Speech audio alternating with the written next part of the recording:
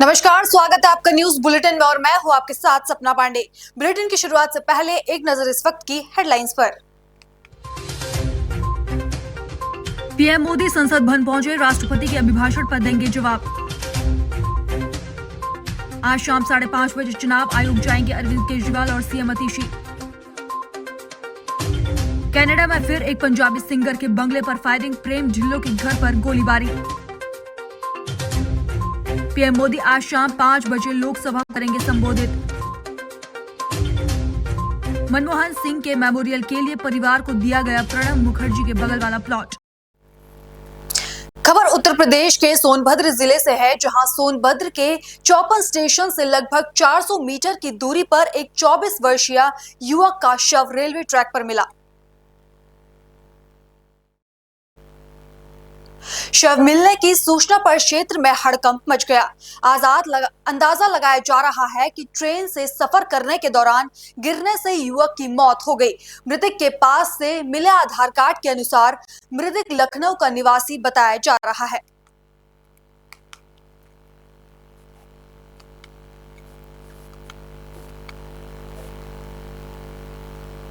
अगली खबर उत्तराखंड के उत्तरकाशी जिले से है, जहां स्वास्थ्य विभाग को 14 एएनएम मिले हैं।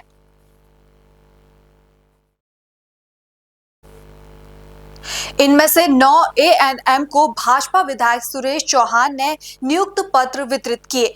इन सभी चयनित एएनएम की जनपद से विभिन्न चिकित्सा इकाइयों में तैनाती की गई है। निरंतर हमारे प्रदेश के यशस्वी मुख्यमंत्री और हमारे प्रदेश के स्वास्थ्य मंत्री माननीय धन सिंह रावत जी लगातार स्वास्थ्य की सेवाएं कैसे अच्छी हो और लगातार प्रयास कर रहे हैं कि कैसे हमारे तमाम जो बेरोजगार हैं, हमारी जो एएनएम जो इनको आज जो है, इससे पहले 114 जेएनएम के लोगों को जो है अपॉइंटमेंट पत्र दिया गया और आज जो है हमारे 14 जो हमारे यहाँ पर एएनएम के जो परीक्षण कर रहे हैं वर्षवार जो इनको जो है इस समय जो नियुक्ति पत्र दिया गया। यहाँ पर हमारी 9 बहनें यहाँ पर आई थी। मैं इनको बहुत बहुत बधाई शुभकामनाएं देता हूँ और अपने स्वास्थ्य मंत्री जी का और अपने माननीय मुख्यमंत्री जी का भी हृदय की गहराई से आभार व्यक्त करता हूँ।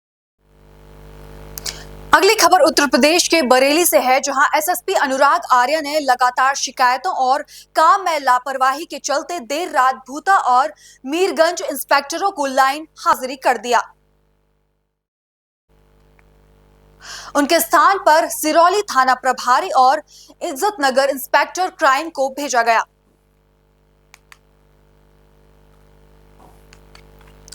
चुचुड़ा के तृणमूल विधायक असीत मजूमदार ने रेलवे की बेदखली करवाने के लिए बैंडर रेलवे यार्ड में सोमवार को हंगामा किया।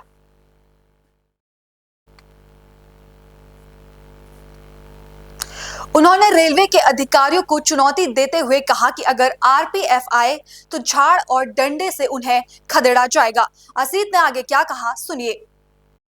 आरपीएफ এর সাথে লড়াই করার ক্ষমতা আমাদের আছে, যে যেখানে আছে সে সেখানে থাকবে। আর আরপিএফ গেলে আপনাদের ঝাঁটা জুতো খুন্তি কোলর বটি যা আছে তাই নিয়ে তারা করবেন, যা আছে তাই নিয়ে তারা করবেন। আমরা আপনাদের সঙ্গে আছি। পুনর্বাসন ছাড়া কোন ঘর ছেড়ে দেওয়ার প্রশ্ন নেই। আপনাদের পুনর্বাসন হবে, তবে জায়গা ছাড়ার প্রশ্ন আছে। পুনর্বাসন ছাড়া হবে না। তার জন্য যে লড়াই করার আমরা করব। আপনারা দেখুন আবার কি হয়। আপনাদের উপর মানসিক প্রেসার যদি হয় আমাদের জানাবেন, আমরা আবার আপনাদের পাশে এসে দাঁড়াবো। বাংলার মুখ্যমন্ত্রী মমতা ব্যানার্জি এবং অভিষেক ব্যানার্জি আপনাদের পাশে আছে, তৃণমূল কংগ্রেস আপনাদের পাশে আছে। এই লড়াই শেষ পর্যন্ত আমরা লড়বো। বিজেপি পার্টি অফিস বললেন এদের কাটবে। হ্যাঁ, বিজেপির পার্টি অফিস তো সব বিহারের লোক পোস্টিং করে রেখেছে অর্ধেক। হ্যাঁ, এরা না বোঝে ভালো বাংলা, না বোঝে ভালো ইয়ে। হ্যাঁ, বাংলায় থাকবে, বাঙালি লোক পোস্টিং দেবে। বিহারে কটা বাঙালি লোক আছে? একবারে হাতা খুন্তি নিয়ে তাদের উপর তাড়া করতে বললেন। অবশ্যই এই যদি। अगली खबर उत्तर प्रदेश के कनौज से है, जहां निषाद पार्टी के राष्ट्रीय अध्यक्ष और मंत्री संजय निषाद संविधान अधिकारी यात्रा लेकर पहुंचे। उनकी यह यात्रा मछुआ समाज को अनुसूचित जाति का दर्जा दिए जाने को लेकर है। इस मौके पर उन्होंने कहा कि दिल्ली में एनडीए की सरकार बनेगी। कन्नौज में आज आपका 1 दिवसीय दौरा है, क्या उद्देश्य है आज? ये संवैधानिक अधिकार यात्रा है। ये सहारनपुर से लेकर ये सोनभद्र तक 200 ऐसी 752 विधानसभाएं हैं। इसमें केवट, मल्ला, कश्यप, कहाँ, रैकवार, बाथम, तुरैया, ये अंग्रेजों से लड़ने के नाते विभिन्न जातियाँ जो है आपस में जुड़ी हुई हैं। इनके लिए criminal tribes act inquiry committee अंतर समन्वयकार 1949-50 में दिया था। इनको 74 प्रकार की व्यवस्था दिया जाए। ये संविधान की सूची में सूचीबद्ध है। ये लेदरमैन 24 नंबर पर है, वाशरमैन 30 नंबर पर है, फिशरमैन जो है ये 53 नंबर पर है। तो ऐसे में अनुसूचित जाति की सूची में सूचीबद्ध जातियों की सरकार के द्वारा केंद्र सरकार में व्यवस्था है कि मजबूत घोड़ा, कमज़ोर घोड़ा दोनों एक साथ रहे तो मजबूत वाला सारा चना खा जाएगा, कमज़ोर वाला नहीं पाएगा। उसमें आरक्षण की व्यवस्था दी गई है। इनके बच्चे सरकारी पैसे से पढ़ेंगे, सरकारी नौकरी करेंगे। इनके बेटी की इज्जत सुरक्षित है, कोई इनको अपमानित नहीं करेगा। इनकी ज़मीन जायदाद सुरक्षित है, इनकी शिक्षा सुरक्षित है, इनकी हर ज़िले में कोचिंग सेंटर है। तो लेदरमैन, वाशरमैन पा रहा है, लेकिन फिशरमैन इसलिए फिसल गया कि कुछ ऐसे लोग हैं, कहना नहीं चाहिए, कि लोगों ने इनको धोखा दिया, वोट दिया और उल्टे ही इनके साथ विभीषण हमारे समाज के थे, जिन्होंने कुछ पार्टियों से मिलकर सपा, बसपा, कांग्रेस से इनके नाम को ओबीसी में डलवा दिया। ओबीसी में डलते तो एक उत्तर प्रदेश में एक आदमी, दिल्ली का अधिनियम अनुसूचित जाति अधिनियम से सुरक्षित है, इनकी सुरक्षा, समृद्धि, सम्मान सब है। लेकिन जो उत्तर प्रदेश में एक अधिनियम आ गया, उत्तर प्रदेश में 1994 में जो उत्तर प्रदेश लोक सेवा अन्य पिछड़े वर्ग आरक्षण 1994, उसमें इनकी एक नई सूची बन गई। इनकी उपजातियाँ केवट, मल्ला है, पिछड़ी, अब ये खाएंगे खिचड़ी, अब ये हो गया, ये पिछड़े हो गए। मतलब जो दिल्ली का सुरक्षा था छीन लिया गया। उत्तर प्रदेश में जाने रहे ओबीसी में केवल मिल्कमैन का हिस्सा, मिल्कमैन का कब्जा। तो मेरे कहने का मतलब, जब मैंने आंदोलन किया 7 जून 2015 को और इनको बताया कि भाई no any high power the state government high court in the matter of SC/ST, इस मामले में अनुसूचित के मामले में राज्य सरकार को कोई पावर नहीं है और ये गलत है। तब आनंद फानन में 31 दिसंबर 2016 में हम रेल रोके, सड़क रोके, प्रदेश रोके। जब निषाद रोड पर आया तब जाके इन्होंने ओबीसी में से नाम निकाला और एक नया अधिसूचना जारी हो गया कि नहीं, अब केवट, मल्ला, कश्यप, कहाँ, रैकवार, बाथम, तुरैया ये सब पिछड़ी नहीं है, अभी अनुसूचित के हकदार हैं। और जब हमें निकल गए ओबीसी से तो हमारा 27 में से 9% निकाला जाए और SC में जोड़ दिया जाए। और SC का सुविधा देने का दिल्ली से राष्ट्रपति का अधिसूचना है और उत्तर प्रदेश में राज्यपाल का अधिसूचना है, ये दोनों लागू हो जाए। छत्तीसगढ़ के रायपुर से बड़ी खबर सामने आ रही है, जहां तेज रफ्तार के चलते 2 ट्रक की भिड़ंत हो गई। सिलेंडर से लोडेड ट्रक की मालवाहक ट्रक से हुई टक्कर। गोंदवाना जीरो पेट्रोल पंप के सामने रिंग रोड नंबर 2 की घटना। मामले की सूचना मिलते ही मौके पर पहुंची पुलिस।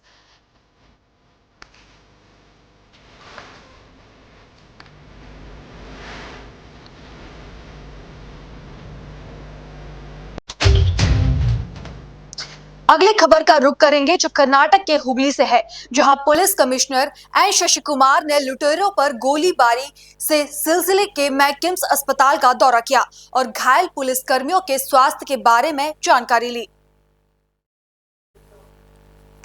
पत्रकारों से बात करते हुए उन्होंने कहा कि आरोपी कई डकैती मामलों में शामिल थे। इत्तीचेगे ಕೆಲವು ಬ್ಯಾಂಕ್ ಮತ್ತು ಫೈನಾನ್ಷಿಯಲ್ ಇನ್ಸ್ಟಿಟ್ಯೂಷನ್ ಮೇಲೆ ಸುತ್ತಮುತ್ತ ನಡೆದಂತ ಒಂದು ಗಂಭೀರ ದರೋಡೆ ಪ್ರಕರಣಗಳ ಹಿನ್ನೆಲೆಯಲ್ಲಿ ನಮ್ಮ ಹಿರಿಯ ಅಧಿಕಾರಿಗಳ ಸೂಚನೆಯಂತೆ ನಮ್ಮ ಹುಬ್ಬಳ್ಳಿ ಧಾರವಾಡ ನಗರ ಕಮಿಷನರೇಟ್ ವ್ಯಾಪ್ತಿಯಲ್ಲಿ ಸುಮಾರು 17ರಷ್ಟು ಚೆಕ್ ಪೋಸ್ಟ್ಗಳನ್ನು ನಾವು ಹಾಕಿದ್ವಿ. ಅದು ಅರ್ಲಿ ಮಾರ್ನಿಂಗ್ ಕೆಲವು ಮತ್ತೆ ಪೀಕ್ ಅವರ್ಸ್ ಅಲ್ಲಿ ಅಂದ್ರೆ ಮಾರ್ನಿಂಗ್ 8:30 to 11:30, ಅದೇ ರೀತಿ ರಾತ್ರಿ ಸುಮಾರು 9 ಗಂಟೆಯಿಂದ 12:30 1 ಗಂಟೆವರೆಗೂ ಔಟ್ಸ್ಕಟ್ಸ್ ಅಲ್ಲಿ ಸೆನ್ಸಿಟಿವ್ ಏರಿಯಾಸ್ ಅಲ್ಲಿ ಚೆಕ್ ಪೋಸ್ಟ್ ಹಾಕಿದ್ವಿ. ಆ ಸಂದರ್ಭದಲ್ಲಿ ನಮಗೆ ನಿನ್ನೆ ರಾತ್ರಿ ಸುಮಾರು 1 ಗಂಟೆ ಸಮಯದಲ್ಲಿ ಮಾಹಿತಿ ಬಂದದ್ದು, ಕುಂದಗೋಳ ಮೂಲದ ಒಬ್ಬ ವ್ಯಕ್ತಿ ಮಂಟೂರ್ ರೋಡಲ್ಲಿ ಹೋಗುವಂತ ಸಂದರ್ಭದಲ್ಲಿ ಒಂದು 4-5 ಜನ ಅವನ ಒಂದು 2 ವೀಲರ್ಗೆ ಅಡ್ಡ ಹಾಕ್ಬಿಟ್ಟು 2 ವೀಲರ್ ಜೊತೆಗೆ ಮೊಬೈಲ್ ಮತ್ತೆ ಹಣವನ್ನ ಕಿತ್ಕೊಂಡು ಅವನಿಗೆ ಸ್ವಲ್ಪ ಪೆಟ್ಟು ಮಾಡಿ ಓಡೋಗಿದ್ದಾರೆ ಅನ್ನುವಂಥದ್ದು. ಅದಾದ ನಂತರ ಸ್ವಲ್ಪ ಸಮಯದಲ್ಲಿ ಇನ್ನೊಬ್ಬ ರವಿಚಂದ್ರ ಅಂತ ಆತನಿಗೂ ಕೂಡ ಜೈನ್ ಮಂದಿರ್ ಏರಿಯಾದಲ್ಲಿ ಮತ್ತೆ ಒಂದು ಬೈಕ್ ನಲ್ಲಿ ಬಂದಂತ ಒಂದು 4-5 ಜನ ಅಗೇನ್ ಗಾಡಿ ಅಡ್ಡ ಹಾಕ್ಬಿಟ್ಟು ಬೈಕ್ ಮತ್ತೆ ಅವನ ಹತ್ರ ಇದ್ದಿದ್ದ ಮೊಬೈಲು, ದುಡ್ಡು ಮತ್ತೆ ಬೇರೆ ಸ್ವಲ್ಪ ಅಷ್ಟು ವ್ಯಾಲ್ಯೂಬಲ್ಸ್ ಕಿತ್ಕೊಂಡು ಹೋಗಿದ್ದಾರೆ ಅನ್ನುವಂಥದ್ದು. ಇಮಿಡಿಯೇಟ್ ಆಗಿ ನಮ್ಮ ಕಂಟ್ರೋಲ್ ರೂಮ್ಗಳಿಗೆ ಇದ್ರ ಮಾಹಿತಿ ಕೊಟ್ಟಂತ ಸಂದರ್ಭದಲ್ಲಿ ನಮ್ಮೆಲ್ಲ ಚೆಕ್ ಪೋಸ್ಟ್ ಅಲ್ಲಿ ಇದ್ದಂಥವ್ರು ಕಾರ್ಯೋನ್ಮುಖರಾಗಿದ್ದಾರೆ. ಮತ್ತೆ ನಂತರದಲ್ಲಿ ಆ ನಂತರ ಒಂದು 1/2 hour to 45 minutes ಟೈಮಲ್ಲಿ ಅಗೇನ್ ಮಂಟೂರ್ ರೋಡಲ್ಲಿ ಶಾರಿಕ್ ಅಹಮದ್ ಅನ್ನುವಂಥವ್ರ ಮನೆಯನ್ನ ಒಂದು 4-5 ಜನ ಅಟೆಂಪ್ಟ್ ಮಾಡಿರುವಂಥದ್ದು. ಅಂದ್ರೆ ಮನೆಗೆ ಕಲ್ ತೂರಾಟ ಮಾಡಿ ಅದರಲ್ಲಿದ್ದಂತ ಓನರ್ಸು ಅಲರ್ಟ್ ಆಗಿದ್ದಾರೆ, ಗಾಜೆಲ್ಲ ಒಡೆದೋಗಿದೆ. ಅವ್ರದ್ದು ಪ್ರಾಬಬ್ಲಿ ಈ ತರ ಮೋಡಸ್ ಏನಿರುತ್ತೆ ಅಂತಂದ್ರೆ, ಯಾರೋ ಕಲ್ಲು ಹೊಡೆದ್ರು ಅಂತ ಸಡನ್ ಬಾಗಿಲು ತಗೊಂಡು ಹೊರಗೆ ಬಂದ್ರೆ ಅವ್ರ ಮೇಲೆ ಅಸಾಲ್ಟ್ ಮಾಡ್ಬಿಟ್ಟು ಅಲ್ಲಿ ದರೋಡೆ ಮಾಡುವಂತ ಉದ್ದೇಶ ಇರುತ್ತೆ. ಸೊ ಇಷ್ಟು ಮಾಹಿತಿ ಹಿನ್ನೆಲೆಯಲ್ಲಿ ರಾತ್ರಿ ರೌಂಡ್ಸ್ ಅಲ್ಲಿ ಇದ್ದಂತ ನಮ್ಮ DCP, ACPs, ಇನ್ಸ್ಪೆಕ್ಟರ್ಸ್ ಎಲ್ಲ ಕಾರ್ಯೋನ್ಮುಖರಾಗಿ ರಾತ್ರಿ ಮುಖ್ಯವಾಗಿ ಬೆಂಡಿಗೇರಿ ಪೊಲೀಸ್ ಸ್ಟೇಷನ್ ಲಿಮಿಟ್ಸ್ ಅಲ್ಲಿ ಇನ್ಸಿಡೆಂಟ್ಸ್ ಆಗಿದ್ರಿಂದ ಅಲ್ಲಿ ಕಸಬಾಪೇಟೆ, ಓಲ್ಡ್ ಹುಬ್ಳಿ, ಅದೇ ರೀತಿ ಈ ಕಡೆ ಕೇಶವಾಪುರ ಎಲ್ಲಾ ಪೊಲೀಸ್ ಠಾಣಾ ವ್ಯಾಪ್ತಿಯಲ್ಲಿ ಚೆಕ್ ಪೋಸ್ಟ್ಗಳನ್ನ ಹಾಕೊಂಡು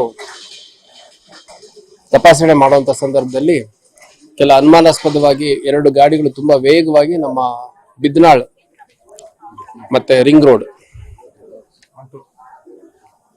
ಮತ್ತೆ ಮಂಟೂರ್ ಆ ಒಂದು ಟ್ರೈ ಜಂಕ್ಷನ್ ಏರಿಯಾ ಏನಿದೆ ಅಲ್ಲಿಂದ 1-2 ಗಾಡಿಗಳು ವೇಗವಾಗಿ ಹೋಗಿದ್ದು ಗಮನಕ್ಕೆ ಬಂದು ಅಲರ್ಟ್ ಮಾಡಲಾಗಿ ಅಲ್ಲಿದ್ದಂತ ಚೆಕ್ ಪೋಸ್ಟ್ ಸಿಬ್ಬಂದಿ ಅವ್ರನ್ನ ತಡಿಲಿಕ್ಕೆ ಪ್ರಯತ್ನ ಮಾಡಿದ್ದಾರೆ. ಆ ಸಂದರ್ಭದಲ್ಲಿ ಚೆಕ್ ಪೋಸ್ಟ್ ಅಲ್ಲಿರುವಂತ ಬ್ಯಾರಿಕೇಡ್ ಕೂಡ ಅದ್ರ ಮೇಲೆ ಹಾಯ್ಕೊಂಡು ಅಲ್ಲಿದ್ದಂತ ಸಿಬ್ಬಂದಿ ಮೇಲೆ ಹೋಗೋ ರೀತಿಯಲ್ಲಿ ಹೋಗಿ ತಪ್ಪಿಸ್ಕೊಂಡು ಹೋಗಿದ್ದಾರೆ. ನಂತರ ಅಲ್ಲಿದ್ದಂತ ಸಿಬ್ಬಂದಿ ಮತ್ತೆ ಅಲ್ಲೇ ಇದ್ದಂತ ನಮ್ಮ ಬೆಂಡಿಗೇರಿ ಪೊಲೀಸ್ ಠಾಣೆಯ ಸಬ್ ಇನ್ಸ್ಪೆಕ್ಟರ್ ಆ 2 ಬೈಕ್ಗಳನ್ನ ಸ್ವಲ್ಪ ಫಾಲೋ ಮಾಡಿ ಹೋದಂತ ಸಂದರ್ಭದಲ್ಲಿ ಬಿದ್ನಾಳ್ ರಿಂಗ್ ರೋಡ್ ಅಲ್ಲಿರುವಂತ ಒಂದು ಲೇಔಟ್ ಹತ್ರದಲ್ಲಿ ಒಂದು ಶೆಡ್ ಹತ್ರ ಅವ್ರನ್ನ ಅಡ್ಡ ಹಾಕುವಂತ ಪ್ರಯತ್ನ ಮಾಡಿದ್ದಾರೆ. ಆ ಸಂದರ್ಭದಲ್ಲಿ ಅಲ್ಲಿದ್ದಂತ 5 ಜನರು ಏನು 2 ಬೈಕ್ ಮೇಲಿದ್ರು ಅದ್ರಲ್ಲಿ 3 ಜನ ತಪ್ಪಿಸ್ಕೊಂಡು ಓಡೋಗಿದ್ದಾರೆ. ಮತ್ತೆ ಇನ್ನಿಬ್ರು 5 ಜನ ಸಿಬ್ಬಂದಿಗಳು ಕೈಗೆ ಸಿಕ್ಕಿತ್ತೊಂಡು ಕಲ್ಲು ಎಸೆಯೋದು, ಆಮೇಲೆ ಬೇರೆ ಅಲ್ಲಿದ್ದಂತಹ ವಸ್ತುಗಳನ್ನ ಪೊಲೀಸ್ ಅಧಿಕಾರಿ ಮತ್ತು ಸಿಬ್ಬಂದಿಗಳ ಮೇಲೆ ಎಸೆಯುವಂತ ಕೆಲಸ ಮಾಡಿದ್ದಾರೆ. ಆ ಮಧ್ಯದಲ್ಲಿ 2 ರೌಂಡ್ ಏರ್ ಫೈರ್ ಮಾಡಿ ನಂತರ 2 ರೌಂಡ್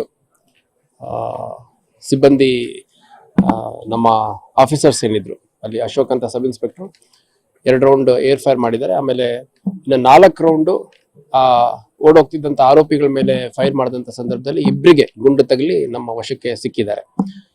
ಅವರು ದಿಲೀಪ್ ಮತ್ತು ಲೀಲೇಶ್ ಅನ್ನುವಂಥದ್ದು, ಇವರು ಗುಜರಾತ್ ಮೂಲದವರು ಅನ್ನುವಂಥದ್ದು ನಮಗೆ ತಿಳಿದು ಬಂದಿದೆ. ಮತ್ತೆ ಇವ್ರದ್ದು ಬಗ್ಗೆ ನಮಗೆ ಈಗಾಗಲೇ ಮಾಹಿತಿ ಇತ್ತು. ಇವ್ರು ಮುಖ್ಯವಾಗಿ ನಮ್ಮ ಬೆಂಗಳೂರು ರೋಡಲ್ಲಿರುವಂತಹ ಜೈನ್ ಮಂದಿರ್ ಏನಿದೆ, ಆ ಜೈನ್ ಮಂದಿರ್ಗೆ ಕಳೆದ ಒಂದು 20-25 ದಿನದ ಹಿಂದೆ ಇದೇ 4-5 ಜನ ನುಗ್ಗಿ ಅಲ್ಲಿದ್ದಂತ ಸುಮಾರು 4 ಲಕ್ಷಕ್ಕೂ ಹೆಚ್ಚು ಹಣವನ್ನ ದೋಚಿದ್ರು. ಮತ್ತೆ ನಮ್ಮ APMC ಲಿಮಿಟ್ಸ್ ಅಲ್ಲಿ ಕೂಡ 2 ಅಂಗಡಿಗಳಿಗೆ ಕಳ್ಳತನ ಮಾಡಿದ್ರು. ಮತ್ತೆ ಇವ್ರ ಬಗ್ಗೆ ನಾವು ಈ ಹಿಂದೆ ಮಾಹಿತಿಯನ್ನ ಸಂಗ್ರಹ ಮಾಡಲಾಗಿ ಇವ್ರದ್ದು ಫೋಟೋಗ್ರಾಫು ಮತ್ತೆ ಇವ್ರದ್ದು ಟೀಮು ಎಲ್ಲ ಕಂಪ್ಲೀಟ್ ನಮಗೆ ಮಾಹಿತಿ ಇತ್ತು.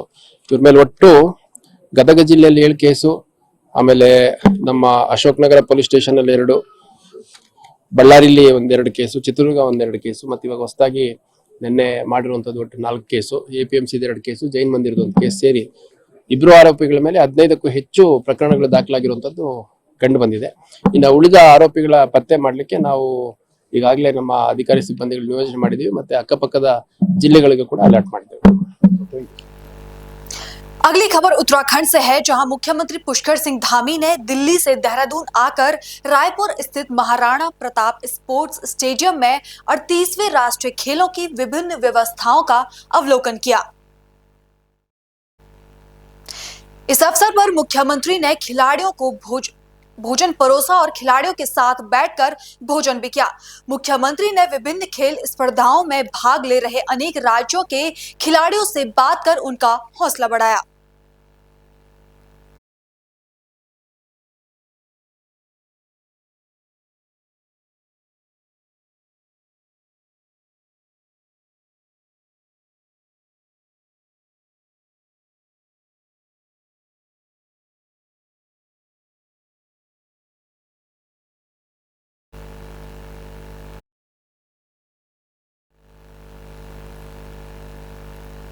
अगली खबर उत्तराखंड की राजधानी देहरादून से है, जहां सूचना और प्रसारण मंत्रालय ने India cellular and electronic association के साथ मिलकर ट्रुथ टेल हॉकाथॉन चैलेंज की घोषणा की। यह hackathon world audio visual and entertainment समिति 2025 के क्रिएट इन इंडिया चैलेंज के सीजन 1 का हिस्सा है। यह चैलेंज लाइव ब्रॉडकास्टिंग में गलत सूचना से निपटने के लिए एआई संचालित समाधान विकसित करने के उद्देश्य से अग्रणी पहल है। आपको बता दें कि India cellular and electronic association Bharat में मोबाइल और इलेक्ट्रॉनिक क्षेत्र का प्रतिनिधित्व करने वाला शीर्ष उद्योग निकाय है।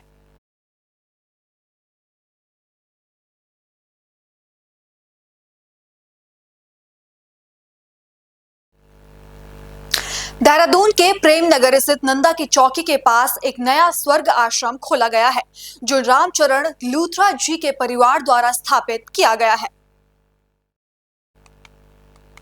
यह आश्रम का उद्देश्य जरूरतमंद लोगों की मदद करना और उन्हें सभी आवश्यक सुविधाएं प्रदान करना है।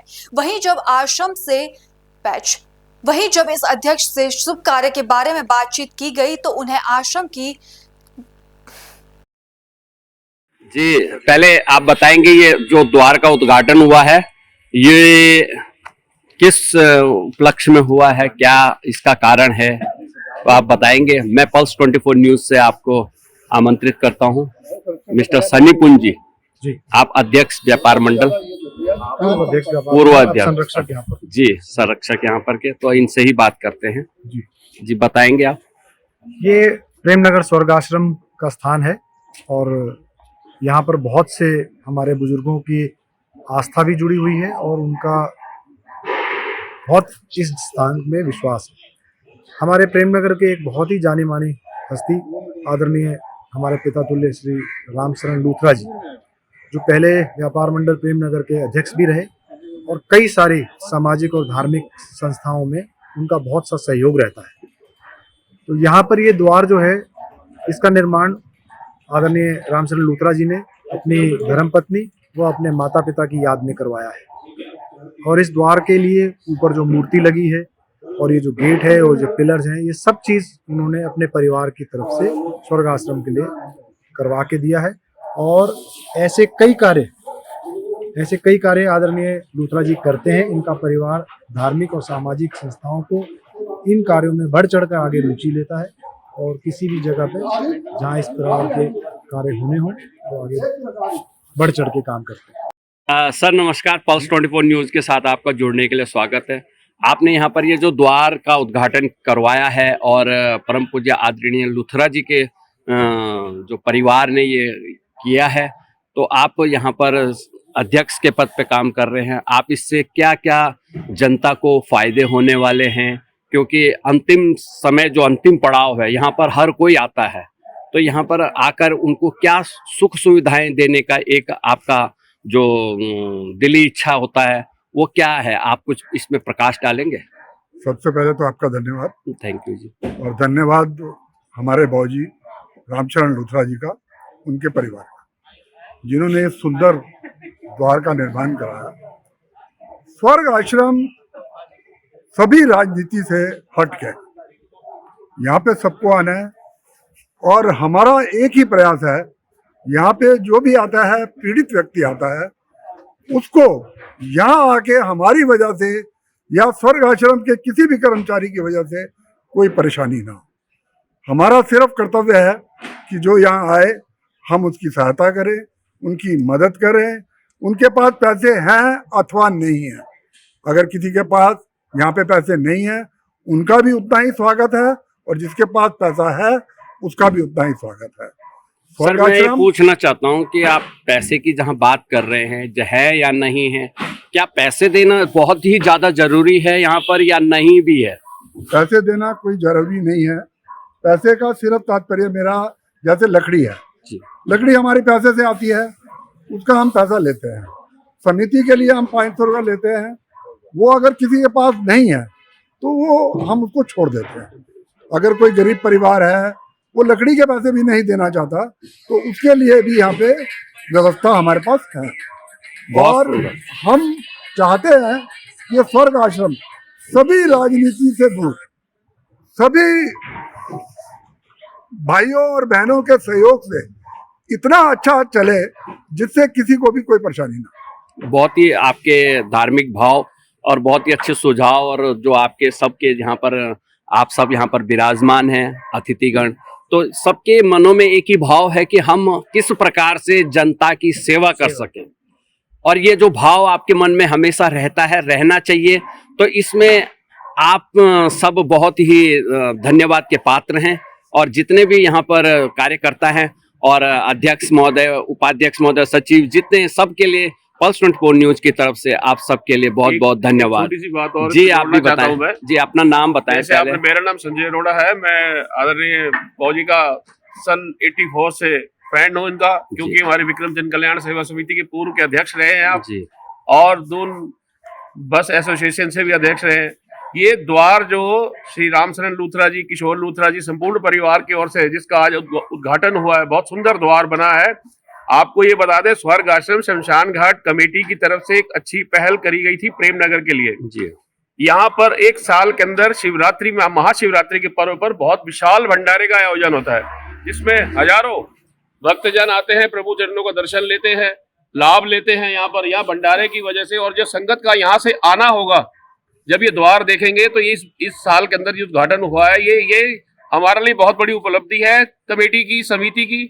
और आप जो समिति की तरफ से व्यवस्थाएं देख रहे हैं यहाँ पर एक एम्बुलेंस की सुविधा दी गई है, 2 गाड़ियां हैं एम्बुलेंस में, और 3-3, 4-4 हमारे जो समिति की तरफ से पंडित लगाए गए हैं, कर्मचारी है, यहाँ पर लक्कड़ की सुविधाएं हैं, अन्य और सामग्री जो शव में इस्तेमाल होती है, वो सब चीजें ही पैसे से ही आती हैं। कोई निर्धन परिवार, कोई गरीब परिवार जिसका कोई नहीं है, समिति उसका बिल्कुल फ्री ऑफ कॉस्ट अपना जो है उसका संस्कार करती है, उससे कोई पैसा नहीं लिया जाता। जो सुविधाएं सभी अपनी तरफ से जो देना चाहते हैं वो भी देते हैं, और ऐसी कई मिसालें हैं प्रेमनगर के अंदर। हमारा एक छोटा सा प्रेमनगर है, बहुत सी ऐसी मिसालें हैं जहां पर समिति ने बहुत महत्वपूर्ण भूमिका निभाई है। चाहे सम्मानित हमारे अध्यक्ष श्री सुभाष नागपाल जी, हमारे सम्मानित सभी गुरुद्वारा प्रबंधक कमेटी प्रेमनगर से भी हैं, और समिति के पदाधिकारी भी हैं, आप सभी सम्मिलित हैं इस वजह से। और हमारे संत निरंकारी मंडल से हमारे पदाधिकारी बहुत, और ये हमारे डिम्पी वीर जी साझा सब, और हमारे श्री प्रेम अरोड़ा जी जो यहाँ के कोषाध्यक्ष हैं, आप हमारे डॉक्टर मनमोहन सिंह जी, हमारे गुरवेल सिंह वीर जी, सभी एक जिम्मेदार प्रेमनगर के अंदर सभी पदाधिकारी हैं और सभी सामाजिक कार्यकर्ता हैं, समाज में रहने वाले हैं। यहाँ पर जितनी भी सुविधाएं हैं, सहयोग मिलता है, जितनी सुविधाएं हैं, सब आपस में ही मिलजुल कर सब इसका सहयोग करके ही आगे बढ़ाते हैं। मैं ये कहना चाहता हूँ, जैसे यहाँ का रख रखाव होता है, यहाँ की लकड़ियों के जो पैसे होते हैं, यहाँ पर जो नहीं दे पाते वो भी अपने अंतिम संस्कार के लिए सब यहाँ पर आते हैं, हिंदू धर्म रीति के अनुसार, सनातन धर्म रीति के अनुसार। मैं ये कहना चाहता हूँ कि इसकी जो प्रबंध व्यवस्था में जो आप पैसा या रुपया इकट्ठा करते हैं चलाने के लिए, ये कहाँ से आता है आपके पास? हम इस पैसे को जो भी इकट्ठा करते हैं, लेकिन कहाँ से करते हैं ये आप बताएं जनता को। अभी तक जब से हमने कार्यभार संभाला है जी, हमने काफी पैसा तो अपने पास से लगाया, हमारी समिति के सदस्यों ने लगाया, और बाकी पैसा हमें हर तरफ से मिलता है। हम जहाँ भी सहयोग के लिए जाते हैं हमें कभी ना नहीं, और वो सहयोग हमारी सभी समितियाँ, हमारी सनातन धर्म मंदिर, हमारी गुरुद्वारा कमेटी, हमारे निरंकारी भवन समिति, हमारे गुरुद्वारा साजा साहब जी, हमारा व्यापार मंडल, सभी मिलके इस स्थान को सहयोग करते हैं। और सभी के सहयोग से ही ये दिन दूनी रात दूनी चौगुनी तरक्की करता। बहुत बहुत शुक्रिया, बहुत ही अच्छा। आपने लक्कड़ की बात करी जी, लक्कड़ में किसी शव को जलाने के लिए 3 से 4 क्विंटल लक्कड़ का योगदान लगता है जी। उस लक्कड़ के योगदान में ही पार्टी जो होती है वो थोड़ा बहुत ये योगदान लक्कड़ के लिए देते हैं, तो वो एकत्रित पैसे को एकत्रित करके ही आगे लक्कड़ का हम लोग उससे खरीदी जाती है लक्कड़, क्योंकि लक्कड़ भी हमारे पास मोल ही आती है। बिल्कुल, जंगलात से लक्कड़ हम कहीं से भी लेते हैं, लक्कड़ हमारे को मोल आती है। अगली खबर उत्तराखंड की राजधानी देहरादून से है, जहां मुख्यमंत्री पुष्कर सिंह धामी ने देहरादून में आयोजित भारतीय मानक ब्यूरो के स्टैंडर्ड क्लब कार्निवल का शुभारंभ किया। इस अवसर पर मुख्यमंत्री ने विभिन्न स्टॉल का निरीक्षण किया और ISI मार्क उत्पादों को खरीदने के लिए शपथ भी दिलाई। मुख्यमंत्री ने कहा कि प्रधानमंत्री नरेंद्र मोदी के नेतृत्व में आत्मनिर्भर भारत का सपना साकार हो रहा है।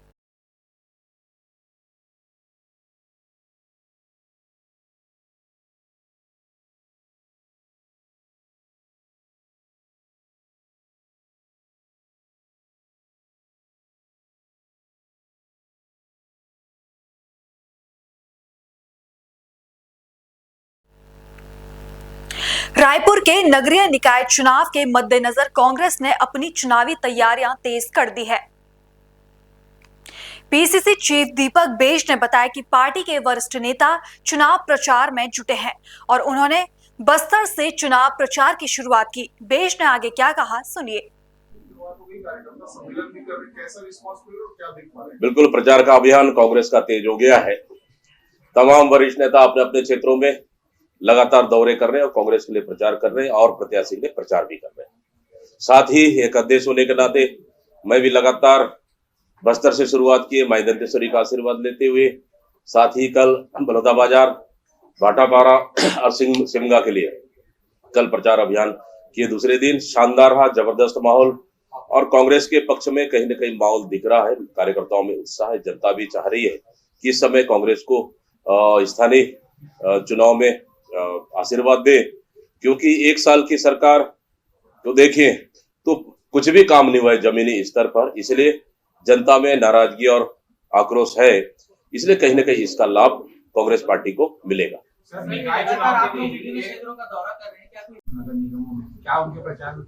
बिल्कुल, अगर मुख्यमंत्री जी प्रचार करने जा रहे हैं, कम से कम नगरीय निकाय क्षेत्रों में उन्होंने 1 साल में क्या किया, कम से कम ये जनता को बताएं कि 1 साल की उपलब्धि गिना ले कि इस नगरीय निकाय क्षेत्रों में हम लोगों ने एक साल में ये काम किया है, ये तो पहले गिना ले। मुझे पता है उन्होंने 1 साल में कुछ भी नहीं किया और जनता के बीच में जाएंगे सिर्फ झूठे वादे करके आएंगे, इसके सिवाय कुछ भी नहीं। हाँ, संभवतः आज चर्चा होगी। मैंने माननीय हमारे प्रभारी सचिन पायलट जी से और समय वो भी देंगे छत्तीसगढ़ के लिए। मुझे लगता है अंतिम दिनों में आने का उनका कार्यक्रम बन रहा है और साथ ही हमारे तीनों प्रभारी सचिव भी अपने अपने प्रभार क्षेत्रों में दौरे कर रहे हैं, लगातार कार्यकर्ताओं से संपर्क कर रहे हैं। अगली खबर उत्तर प्रदेश से है, जहां देवरिया के लाड़ थाना क्षेत्र के मठलार महाविश्वविद्यालय के पीछे छात्रों के 2 गुटों में झगड़ा होने की है। इस वारदात का वीडियो वायरल होने और प्रार्थना पत्र के आधार पर थाना लार पुलिस ने मुकदमा दर्ज कर कुछ आरोपियों को हिरासत में लिया है और अन्य लोगों की तलाश जारी है। जनपद देवरिया के लाड़ थाना के अंतर्गत मठ स्कूल के पीछे 2 छात्रों के गुटों में झगड़ा होने के उपरांत दिनांक 26/1/25 को अभय दुबे तथा उनके साथियों द्वारा राजू यादव को मोटरसाइकिल पर मारते हुए ले जा रहे थे, जिसकी सूचना राजू यादव द्वारा दिनांक 3/2/25 को स्थानीय थाना पर आकर के प्रार्थना पत्र दिया गया, जिस पर थाना लार पुलिस द्वारा तत्काल कार्रवाई करते हुए अभियोग पंजीकृत करते हुए आरोपियों को हिरासत में लेकर पूछताछ की जा रही है, अन्य विधिक कार्रवाई की जा रही है। उत्तर प्रदेश के देवरिया से बड़ी खबर सामने आ रही है, जहां तेज रफ्तार कार ने बाइक में मारी टक्कर। कार सवार दोनों युवक गंभीर रूप से घायल हुए। बाइक सवार एक युवक की हुई मौत। स्थानीय लोगों ने घायलों को पहुंचाया मेडिकल कॉलेज। दूसरे बाइक सवार का मेडिकल कॉलेज में चल रहा इलाज। थाना खुंदुन अंतर्गत सराय पेट्रोल पंप के समीप का है पूरा मामला।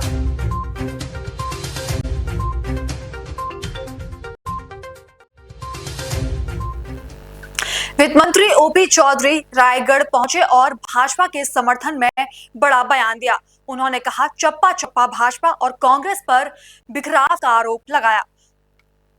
रायगढ़ जिला पंचायत के अंतर्गत आने वाले 18 जिला पंचायत क्षेत्रों के ने भी नामांकन भरा है। इतने जोश, उत्साह, ऊर्जा, जिला पुराना का नामांकन हुआ है। ये ऊर्जा देखते ही मिलता है।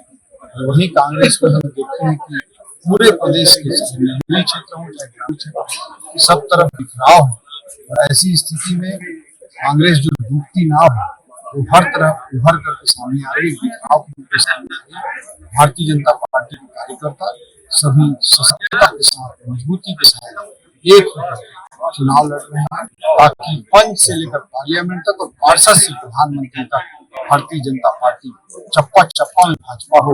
इसके लिए हमारे कार्यकर्ता प्रयत्नशील हैं और भारत राष्ट्र के निर्माण के लिए राजनीति के माध्यम से हमारे पार्टी के कार्यकर्ता और नेता सभी मिलकर कर रहे हैं। अगली खबर झारखंड के बड़का गांव से है, जहां बड़का गांव एनटीपीसी पकरी बरवाजी कोयला खनन परियोजना के परियोजना प्रमुख पेश तैयब ने प्रेस मीट का आयोजन किया। प्रेस वार्ता के दौरान संवाददाताओं को परियोजनाओं की प्रगति, चुनौतियों और भविष्य की योजनाओं के बारे में विस्तृत जानकारी दी गई। देखिए ये पूरी रिपोर्ट। जो एनुअल माइन सेफ्टी वीक हुआ था पिछले महीने, उसमें जो लोग डीजीएमएस से आए थे या जो लोग हमारे सीसीएल इंस्पेक्शन के लिए आए थे, उन लोगों ने भी सेफ्टी के मामले में पूरा मार्क्स दिया है एनटीपीसी को। और हमारे जो जितने भी कदम सेफ्टी के एतबार से लिए गए हैं उसको काफ़ी सराहा है लोगों ने। इसके अलावा अगर आप देखें तो इस साल हमारा एक और बड़ा अचीवमेंट हुआ है सिक्योरिटी के मामले में कि हमने central industrial security force CISF को इंडक्ट किया है। ये बहुत दिन से चला आ रहा था, हमारे मैनेजमेंट का भी और गृह मंत्रालय का भी, ministry of home and affairs से के CISF यहाँ डिप्यूट करना है, जो हम लोगों ने सक्सेसफुली किया है। और CISF के आने से डेफिनेटली हमारे माइंस में सिक्योरिटी के एतबार से काफ़ी इफेक्ट हुआ है और काफ़ी अच्छा एक हमारे माइंस की सिक्योरिटी के लिए एक अच्छा कदम है ये। रही बात अगले साल 25-26 की, तो हमारा लक्ष्य है कि यही 17 मिलियन टन से हम आगे जाएंगे। उम्मीद करते हैं कि नेक्स्ट ईयर का टारगेट हमारा 18 होगा और 18 मिलियन टन हम प्रोड्यूस करेंगे और इसको इवैक्यूएट भी करेंगे। इसके लिए जो भी हमारी कमी होगी इवैक्यूएशन में, उसको हम लोगों ने जो कोल हैंडलिंग प्लांट है उसमें क्या हम लोग एक्सपेंशन कर सकते हैं, उस पर भी बात आगे बढ़ी है और उस पर भी हम लोग काम कर रहे हैं। बाकी इसके अलावा जो CSR की बात है, तो CSR में हम लोगों की तरफ से हमेशा प्रयास रहा है कि जो हमारे पास रिक्वायरमेंट्स आप के यहाँ जितने आसपास के गांव के तरफ से आती है या डिस्ट्रिक्ट एडमिनिस्ट्रेशन की तरफ से आती है, हम लोग कोशिश करते हैं कि 100% उसको पूरा करें। चाहे वो ड्रिंकिंग वाटर हो या इलेक्ट्रिसिटी हो या रोड के मामले में हो, गांव के रोड को बनाना हो। इसके अलावा जो बाकी बांटने का, जैसे ब्लैंकेट्स हुआ या ट्राईसाइकिल हुआ या मॉस्किटो नेट्स हुआ, या अभी हम लोगों ने अपना एक सेफ्टी के लिए कदम उठाया था कि हम लोगों ने एक सेफ्टी हेलमेट डिस्ट्रीब्यूशन का काम स्टार्ट किया था। SP हजारीबाग जो है हमारे अरविंद जी, उनके साथ उनका सहयोग था इसमें। तो रही बात कि ओवरऑल अगर आप CSR की बात देखें तो उसमें जो भी रिक्वायरमेंट्स हमको मिलती हैं, कोशिश यही रहती है हमारी कि हम उसको पूरा करें। कि डेफिनेटली ये एक जो रिहैबिलिटेशन एंड रीसेटलमेंट है, ये एक इमोशनल इशू होता है कि लोग को जब अपने गांव को छोड़ के जाना पड़ रहा है, वो खाली कर रहे हैं, तो उनके जो रिक्वायरमेंट्स हैं उनको हम लोग ध्यान रखते हैं डेफिनेटली। और ये समय समय पे हमको हमारे HR और हमारी लैंड टीम इसको ब्रीफ करती रहती है कि सर इसमें ये रिक्वायरमेंट है, अगर एक जगह लोग बसे हैं तो उनको क्या व्यवस्था दी जाए, और उस पर हम लोगों ने काफ़ी कदम भी उठाया है। तो मैं इसके साथ और बाकी जो एम्पावरमेंट है फीमेल्स के लिए, मतलब महिलाओं के लिए, उस पर भी काफ़ी कदम उठाया गया है। इसमें जब अगर बातचीत होगी आपसे तो इसका और विस्तार हमारे head of the department CSR के और HR के ये लोग करेंगे। बिल्कुल कहते हैं ना आमूलचूल परिवर्तन, वो जो हम सड़क से ले जा रहे हैं, इतना ट्रक आप देखते हैं डेली जाता है, कहीं एक्सीडेंट होता है। ये तो 2018 में ही होने वाला था। 2018 में पूरा नहीं हुआ था, क्योंकि 2018 में वहाँ लैंड से लेके बाकी समस्याएं भी बहुत सारी थी। इसको होते होते अब जाके वो कंप्लीट हुआ है, और ये एक बहुत मेजर अचीवमेंट है पूरे बड़कागांव क्षेत्र के लिए, हमको लगता है। दुबे सर भी साथ में बैठे हैं RLS के बारे में, कभी आप लोग चल के एक बार देखना भी चाहिए कि रैपिड लोडिंग सिस्टम जिसको हम RLS बोलते हैं, उसे इतनी खूबसूरती से जो है लोडिंग हो रहा है, जिसमें कोई मैनुअल इंटरवेंशन की ज़रूरत नहीं है, कोई ट्रक की ज़रूरत नहीं है। जैसा सर कह रहे हैं कि 66% कम हो जाए, इसका मतलब 2/3 हम कम कर देंगे ट्रक को, सिर्फ 1/3 थोड़ा बहुत रहेगा, जो धीरे धीरे समय आते जाएगा तो भी ख़त्म हो जाएगा। फिलहाल बुलेटिन में इतना ही। देश और दुनिया की तमाम खबरें देखने के लिए बने रहिए पल्स 24 न्यूज के साथ।